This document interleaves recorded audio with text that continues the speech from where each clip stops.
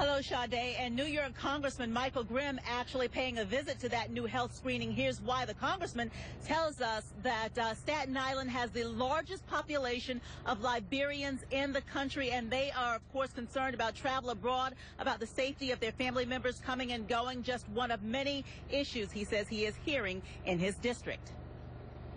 The community is feel that they've been given enough information. They don't feel comfortable, and my concern is, again, the last thing you want is a panic. Panic is the worst case scenario. Congressman Grimm today touring the health protocol that went into effect at Newark Liberty, much like the screening at Kennedy Airport of arrivals from certain African countries.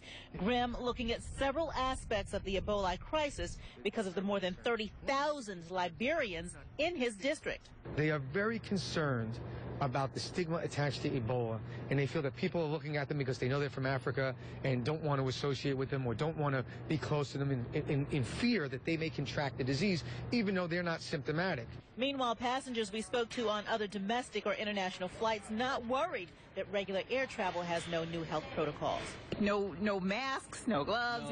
No, it's not a SARS alert or anything like that. It's no change in my plans. Are you comfortable with flying still? Yeah, absolutely.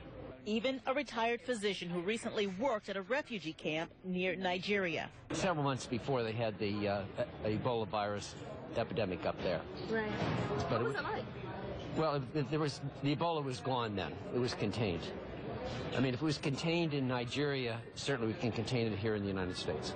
Congressman Grimm says he's asking the CDC to have a presence on Staten Island and asking the federal government to limit travel out of West Africa.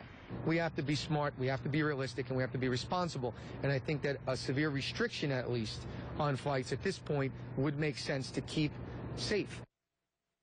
Now, the congressman only had one issue with the travel protocol here. He says the threshold for determining what is a fever should be lowered, that anything above 98.6 should be questionable out of an abundance of caution. For now, we are live at Newark Liberty Airport. Tony Yates, Channel 7 Eyewitness.